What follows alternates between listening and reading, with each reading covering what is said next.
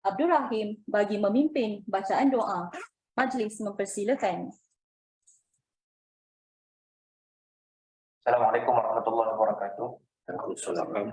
Al-Fatihah. A'udzubillahi minasyaitonir rajim. Bismillahirrahmanirrahim.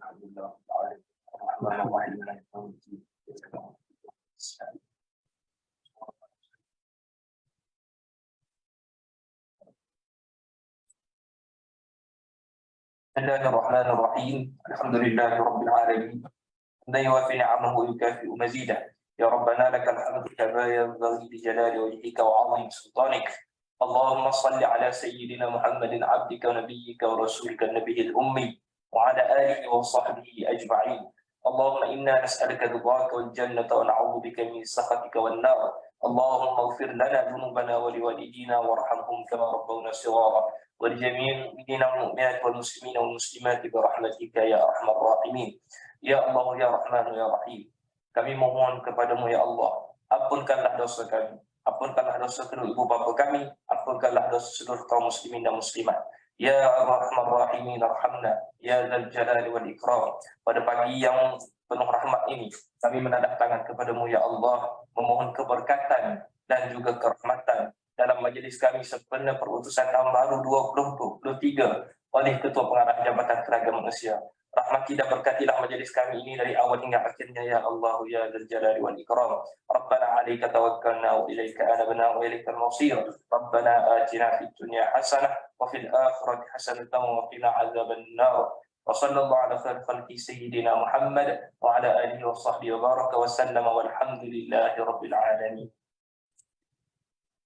Amin, amin, ya Rabbal Alamin. Terima kasih Encik Ahmad Saiful atas bacaan doa sebentar tadi. Hadirin sekalian, tanpa melengahkan masa, majlis dengan penuh takzimnya menjemput Ketua Pengarah Jabatan Tenaga Manusia yang berusaha Encik Syakib bin Ahmad Syakir untuk menyempurnakan majlis dan menyampaikan perutusan beliau. Majlis mempersilakan. Bismillahirrahmanirrahim. Assalamualaikum warahmatullahi taala wabarakatuh. Terima kasih pengacara majlis dan Encik Saiful.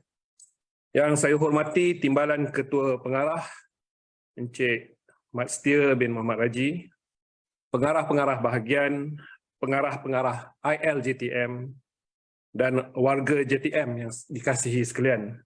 Alhamdulillah, syukur dipanjatkan ke hadrat Allah Subhanahu Wa Taala kerana di atas limpah kurnia dan izinnya dapat kita bersama-sama berkumpul pada hari ini bersempena menyambut ketibaan tahun baru 2023. Sesi ini diadakan bagi memastikan seluruh warga JTM mendapat mandat dan maklum akan hala tuju jabatan sepanjang tahun ini bagi mencapai sasaran Pelan Strategik Jabatan dan KSM seiring dengan pelaksanaan dasar-dasar utama negara serta RMK 12.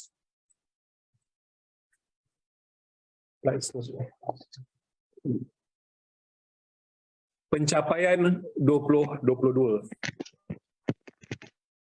Banyak pencapaian yang telah dicapai pada tahun 2022. Saya ingin mengambil kesempatan ini untuk mengucapkan tahniah dan syabas kepada seluruh warga JTM yang telah bertungkus lumus melaksanakan amanah dengan penuh tanggungjawab sepanjang tahun 2022. Pencapaian JTM pada tahun 2022 bukan hanya setakat liput gelanggang dalam negara sahaja, namun banyak pencapaian telah dicapai di peringkat antarabangsa. Antaranya, kerjasama ILJTM bersama KOSEN Jepun, program kerjasama bersama British Council dan VET Toolbox, pelbagai program anjuran bersama Kerajaan Britain dan ILO, kejayaan pasukan inovasi di ITEX 22 dan banyak lagi kejayaan lain yang telah dicapai di peringkat antarabangsa oleh pelajar dan pengajar ILJTM. Kerjasama berimpak tinggi. Atas kejayaan itu, saya ingin melihat lebih banyak lagi kerjasama yang berimpak tinggi dapat dilaksanakan pada tahun 2023 sama ada di peringkat tempatan ataupun di peringkat antarabangsa. Kerjasama dengan syarikat multinasional yang telah sedia terjalin seperti Petronas, Samsung, Daikin dan lain-lain perlu dimantapkan lagi. Alhamdulillah, kerjasama ILJTM dan Daikin bagi pelaksanaan Air Conditioner Certified Technician akan diteruskan untuk tempoh 3 tahun lagi dengan penajaan pembiayaan HRD Corporation. Manakala Petronas telah bersetuju untuk menyambung penajaan program Vista Petronas untuk kursus pemasangan pipe gas di ILP Miri untuk tempoh 3 tahun lagi. Di peringkat antarabangsa, bermula pada tahun 2022, jabatan telah mempergiatkan kerjasama dengan beberapa institusi di luar negara. Pada tahun lepas, seramai 23 orang pengajar telah mengikuti program di National Institute of Technology atau KOSEN di Jepun bagi memantapkan lagi kemahiran dan kepakaran pengajar di ILJTM. Kerjasama ini melibatkan 5 kampus KOSEN di Jepun dan 8 kampus EdTech dan JMTI. Diharap pengajar yang dipilih untuk mengikuti program KOSEN dapat memberi pulangan yang signifikan kepada institut. Jabatan juga akan membuat perancangan bagi program pertukaran pelajar sebagai salah satu usaha memberi pendedahan kepada pelajar ILJTM di peringkat antarabangsa. Seiring dengan hala tuju JTM mempergiatkan lagi program dan aktiviti pengantarbangsaan, semua pihak perlu berusaha dan memastikan sasaran 5 program antarabangsa dianjurkan menjelang 2025 tercapai. Kejayaan pengajar. Kejayaan JTM dalam melahirkan tenaga kerja mahir tidak akan tercapai tanpa sokongan yang kukuh daripada pelbagai pihak, khususnya para pengajar. Melahirkan pengajar yang kompeten dan diiktiraf di peringkat kebangsaan dan antarabangsa adalah antara fokus jabatan. Jabatan sentiasa menggalakkan penyertaan dalam pertandingan yang berupaya menonjolkan keupayaan mereka. Pencapaian para pengajar ILJTM sepanjang tahun 2022 adalah amat membanggakan. Saya ucapkan syabas kepada Encik Abdul Rahim bin Kasiman, pensyarah dari bahagian teknologi mekatronik EdTech Batu Pahat, yang telah berjaya mendapat pingat platinum dalam pertandingan WSMP dalam bidang elektronik. Syabas juga diucapkan kepada pemenang-pemenang WSMP yang lain-lain seperti yang terpapar di skrin. Diharapkan kejayaan para pengajar ini akan menyuntik semangat pengajar-pengajar lain untuk terus meningkatkan kemahiran masing-masing di masa akan datang. Tahniah juga diucapkan kepada semua pengajar yang telah memenangi pingat dan sijil kecemerlangan. Syabas juga diucapkan kepada mereka yang dipilih untuk menjadi hakim dalam pertandingan kemahiran Malaysia. Kejayaan pelajar. Saya ucapkan syabas kepada semua pelajar dan jurulatih yang telah membimbing pelajar untuk menyertai pelbagai pertandingan dalam dan luar negara. Nama-nama terpapar seperti di skrin. Menang atau kalah adalah soal kedua. Yang penting, komitmen tuan-tuan dan puan-puan dalam melatih dan membimbing para pelajar memperolehi kemahiran yang mereka perlukan. Turut penting adalah pendedahan kepada suasana kompetitif yang boleh meningkatkan kefahaman mereka dalam apa yang mereka belajar. Teruskan usaha dan komitmen anda dalam melatih pelajar-pelajar ILJTM. Strategi perlu disusun agar cita-cita untuk membawa pulang pingat World Skill Competition akan menjadi kenyataan. Program pembangunan kemahiran pengajar. Dalam tahun ini, pelbagai program pembangunan kemahiran dan kompetisi pengajar telah dirancang, sama ada melalui pelaksanaan kursus dan latihan ataupun pengiktirafan profesional menggunakan peruntukan program latihan kemahiran PLK, program pembangunan kepakaran dan industri forward. Manfaatkanlah ruang dan peluang ini bagi meningkatkan tahap kompetisi tuan-tuan dan puan-puan sama ada dengan mengikuti program yang tersedia ada agar latihan kemahiran yang dilaksanakan di JTM benar-benar relevan dan mampu melahirkan tenaga mahir yang diperlukan. Contoh yang disebutkan di situ seperti reskilling, upskilling, train of trainer, perkongsian kepakaran industri, latihan sakutan industri, pengiktirafan pencapaian terdahulu dan sebagainya. Seterusnya, menelusuri amanat yang berhormat Perdana Menteri. Di bawah Kerajaan Perpaduan, beberapa proses transformasi akan dilaksanakan. Dalam amanat tahun baru beliau, Yang Amat Berhormat Perdana Menteri telah menekankan kepentingan dan tanggungjawab semua penjawat awam untuk berusaha meningkatkan keyakinan rakyat serta masyarakat dunia akan kestabilan ekonomi dan pertumbuhan pembangunan negara. Untuk itu, sistem tadbir urus yang cekap perlu diterapkan seiring dengan prinsip bersih rasuah bagi meyakinkan pelabur-pelabur kembali dan kekal di Malaysia. Keseimbangan pembangunan dalam semua aspek perlu dititik beratkan. Janganlah dalam kegairahan kita membangunkan satu perkara atau golongan sasaran, kita merosakkan atau menindas golongan lain. Suatu penyelesaian itu harus dirangka dalam mempertimbangkan setiap aspek secara lebih holistik dalam menjamin kelestarian pembangunan negara.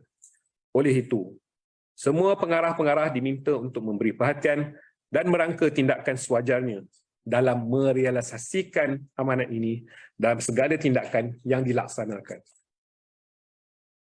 Terusnya, transformasi digital. Perkhidmatan yang JTM berikan haruslah ditambah baik dengan memperkemas dan mempercepatkan proses kerja. Bagi tujuan ini, saya sarankan tuan-tuan dan puan-puan untuk meneroka keupayaan teknologi digital dan mentransformasikan proses kerja sedia ada agar menjadi lebih produktif dan efektif. Pada tahun 2023, JTM perlu mengorak langkah kepada mentransformasikan proses kerja melalui pendigitalan. Bukan lagi sekadar mendigitalkan proses kerja. Transformasi digital bukan sekadar mengintegrasikan teknologi yang ada, tetapi ia merupakan satu perubahan yang lebih menyeluruh yang melibatkan penstrukturan semula pelaksanaan proses kerja baru di semua peringkat kerja. Selain proses naik taraf TMS kepada JIMS, aspek lain seperti pembangunan infrastruktur dan keselamatan digital, pewujudan tadbir urus yang mampan, dan kepembudayaan digital perlu diberi penekanan supaya fungsi JTM selaku penyedia latihan kemahiran dapat ditingkatkan. Ia dapat ditingkatkan dalam memenuhi keperluan sektor perindustrian di Malaysia. Saya yakin dengan kepakaran dalaman yang sedia ada, serta hala tuju JTM yang menekankan kepentingan pengembangan bakat kreativiti dan inovasi, usaha untuk mentransformasikan JTM akan menjadi realiti. Dalam sasaran kerja tahunan 2023, telah dimasukkan KPI Pendigitalan Pengajaran dan Pembelajaran atau PDP. Pelaksanaan latihan secara dalam talian ataupun e-learning akan mula mengambil alih kaedah latihan konvensional apabila JIMS mula beroperasi sepenuhnya dalam tahun ini. Oleh itu, para pengajar haruslah membuat persediaan awal daripada aspek kemahiran dan persediaan mental untuk mengharung transformasi yang bakal berlaku. Lengkapkan diri dengan kemahiran digital yang berkaitan. Belajar. Strategi pengajaran dan pembelajaran yang menggunakan teknologi digital sebagai enabler dan enhancer. Kerana pelajar yang kita terima sekarang merupakan generasi milenial. Suka atau tidak, kita perlu didik pelajar-pelajar sedia ada mengikut zaman mereka, bukannya mengikut cara kita belajar dulu.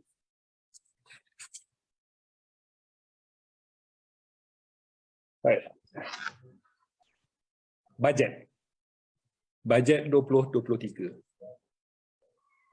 Berdasarkan bajet mini 2023 yang dibentangkan di Dewan Rakyat pada 20 Disember yang lepas, JTM telah diperuntukkan dasar sedia ada sebanyak 152,470,800. Ia terdiri daripada emolumen 110,297, perkhidmatan dan bekalan 41,393, aset 700,000, pemberian dan kenaan tetap 57,600 dan perbelanjaan lain 58,500.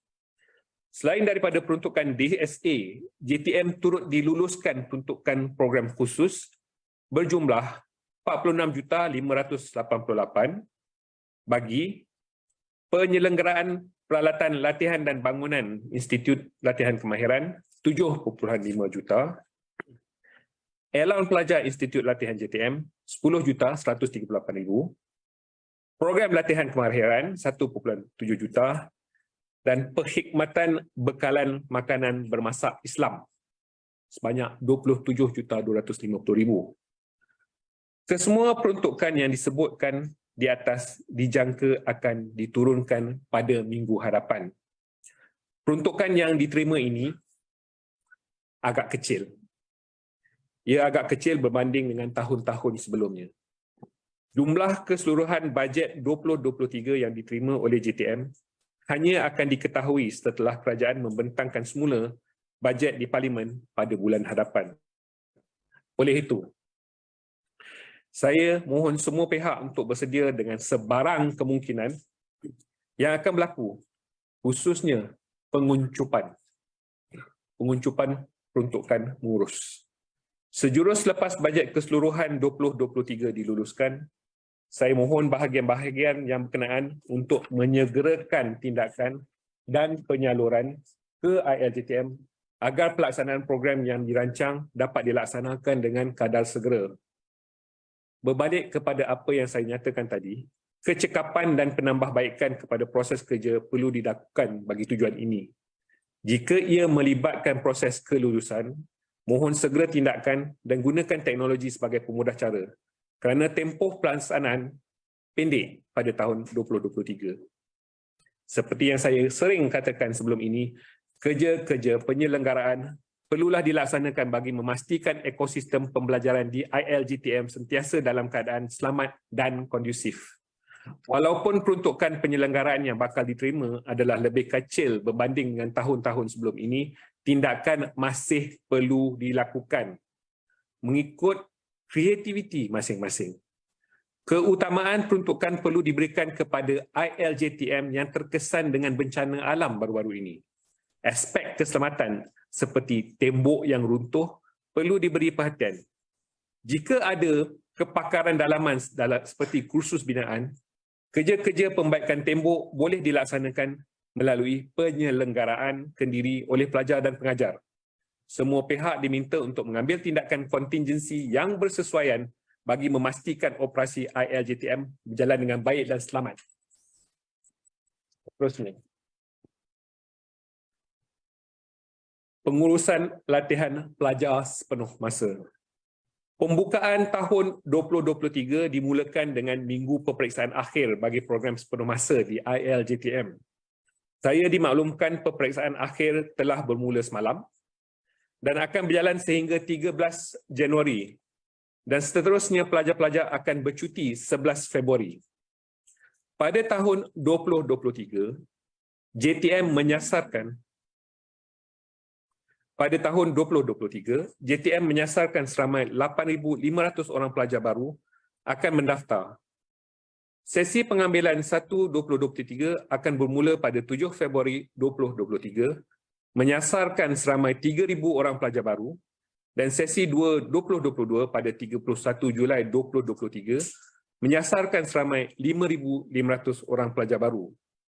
Jumlah ini akan menjadi sasaran enrolment bagi tahun 2023 seramai 19,500 orang pelajar. Usaha giat semua pihak dalam mempromosikan latihan kemahiran di ILJTM perlu dilakukan. Semua pihak perlu kreatif dalam menonjolkan kekuatan masing-masing.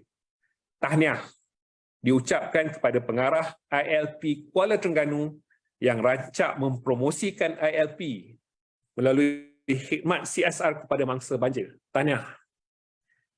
Think outside the box. Fikirkan bagaimana kemahiran boleh memenuhi keperluan masyarakat dan industri. Cari peluang dan sasaran yang tepat, right time, right place untuk menghasilkan promosi yang berimpak. Sasaran pekerjaan bagi graduan ILJTM kini bukan sahaja menjadi pekerja mahir untuk sektor industri, Tetapi trend yang semakin meningkat sekarang ini ialah graduan ILJTM sebagai pencipta pekerjaan, job creator. Perkara ini berlaku apabila graduan ILJTM bekerja sendiri dan menggaji pekerja lain.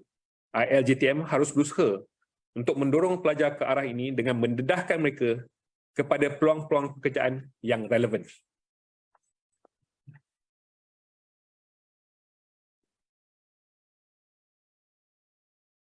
Seterusnya, meningkatkan kualiti program TVET.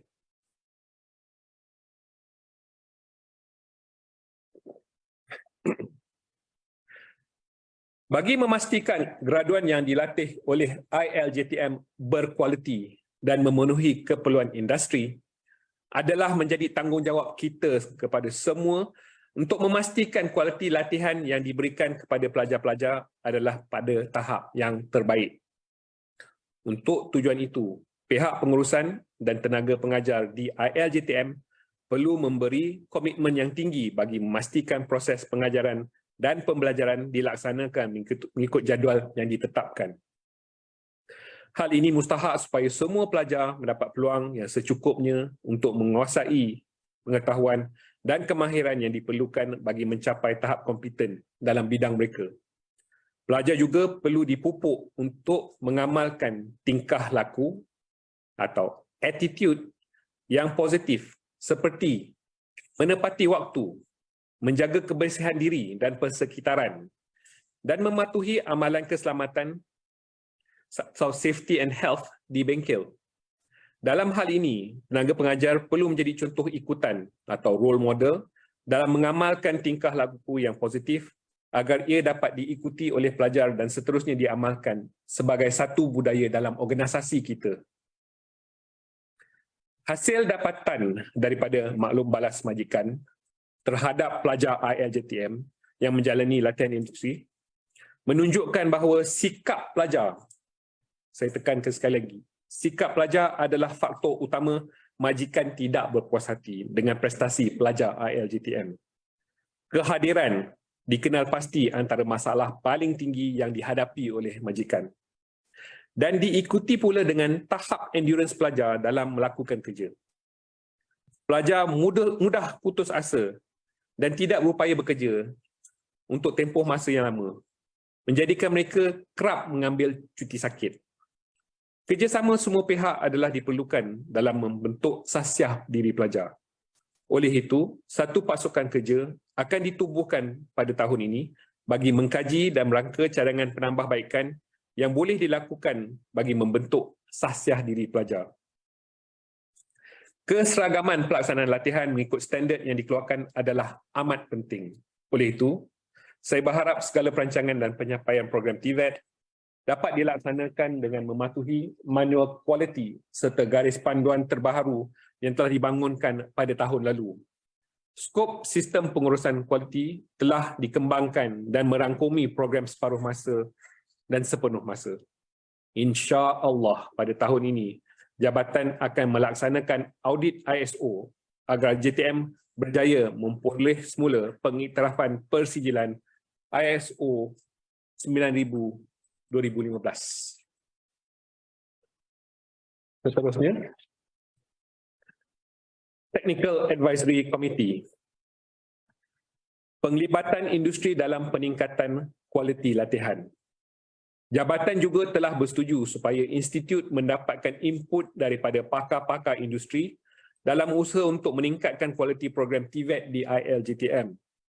Untuk tujuan itu, ahli-ahli jawatankuasa penasihat teknikal atau Technical Advisory Committee telah dilantik di peringkat institut agar mereka dapat memberi pandangan dan nasihat kepada pengurusan institut dalam aspek pelaksanaan program TVET. Sebelum ini, TAC hanya berfungsi di peringkat ibu pejabat dan di EdTech dan JMTI. Tetapi mulai tahun lepas, jabatan telah bersetuju supaya peranannya diperluaskan ke semua ILP agar dapat memberi impak yang lebih signifikan kepada semua ILJTM. Oleh itu, saya berharap pada tahun ini, pihak pengurusan institut dapat manfaatkan dengan sebaiknya kepakaran pihak industri melalui platform TAC di institut. Seterusnya, kursus baru. Mempelbagaikan jenis kursus yang ditawarkan.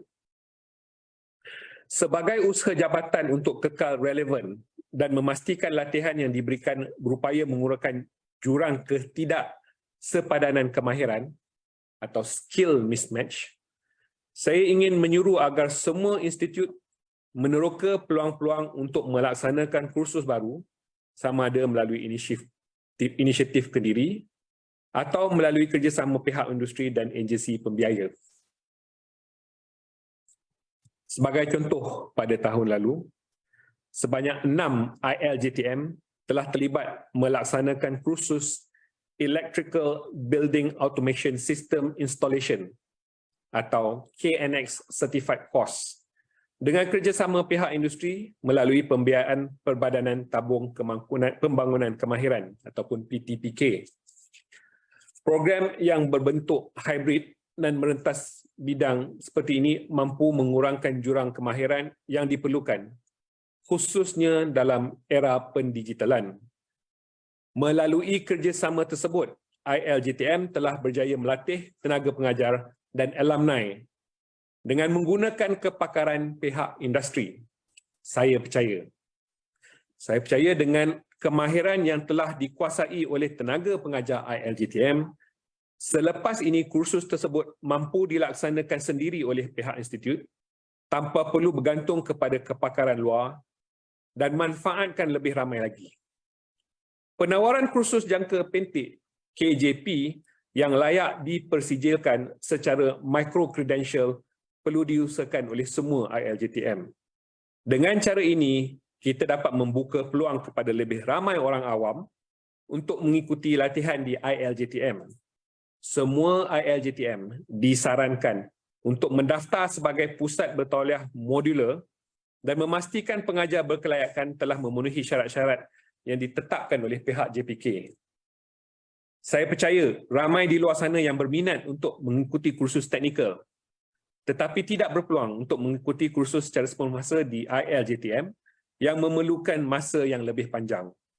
Oleh itu, penawaran micro-credential dengan gabungan SKM secara modular dan sijil profesional berpotensi menarik minat lebih ramai lagi orang awam untuk mempelajari kemahiran.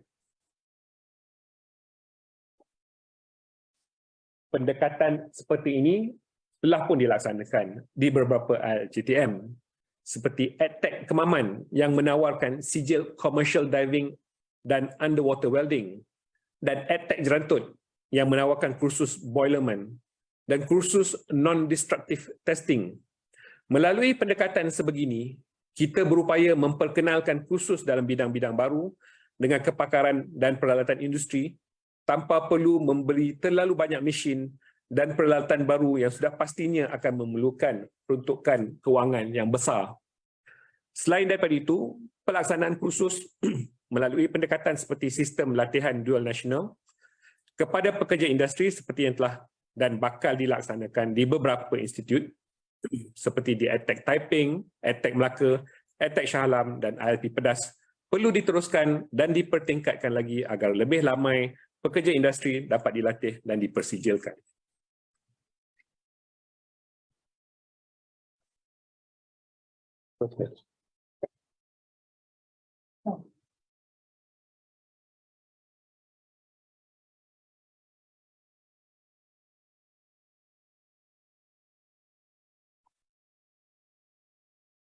Banyak yang telah saya sebutkan tadi merupakan hala tuju jabatan bagi memartabatkan TVET di Malaysia.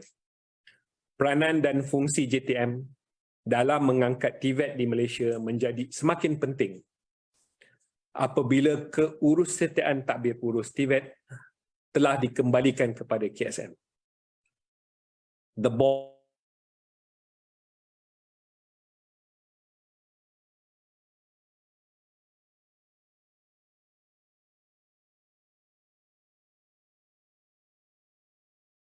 kepada semua warga JTM dan ILJTM. Semoga prestasi kita pada tahun ini adalah lebih baik dari tahun-tahun sebelumnya. Saya juga ingin mengambil kesempatan ini untuk mengucapkan Selamat Tahun Baru Cina kepada semua kaki tangan dan pelajar berbangsa Cina. Xin Nian Kuai Le. Happy New Year. Wan Shi Ru Yi. May everything go well for you. Sila pesan kepada para pelajar untuk sentiasa menjaga keselamatan dan kesihatan diri semasa tempoh bercuti. Dan sepanjang tempoh bercuti ini, saya pasti ada yang akan memandu kenderaan balik kampung. Hati-hatilah di jalan raya. Sekian, terima kasih. Assalamualaikum warahmatullahi wabarakatuh. Majlis mengucapkan ribuan terima kasih kepada Yang Berusaha Ketua Pengarah atas amanat beliau sebentar tadi. Semoga kita semua mendapat manfaat dari amanat yang disampaikan. Ayuh, warga JTM yang berada di Ibu Pejabat maupun di ILJTM, kita menggambling tenaga dan usaha untuk memantapkan momentum dan meningkatkan prestasi seperti yang diamanahkan oleh Yang Berusaha KP sebentar tadi. Pohon berangan, tempat bertemu, girangnya rasa si anak dara. Baliklah Tuan membawa ilmu, binalah bangsa, bangunkan negara. Saya, Nur Amalina binti Rosdi, mewakili jawatan kuasa majlis, menyusun 10 jari sekiranya terdapat sebarang kelemahan sepanjang majlis ini. Sekian, wabillahi taufiq wal hidayah. Wassalamualaikum warahmatullahi wabarakatuh dan terima kasih. Brexit. Nope.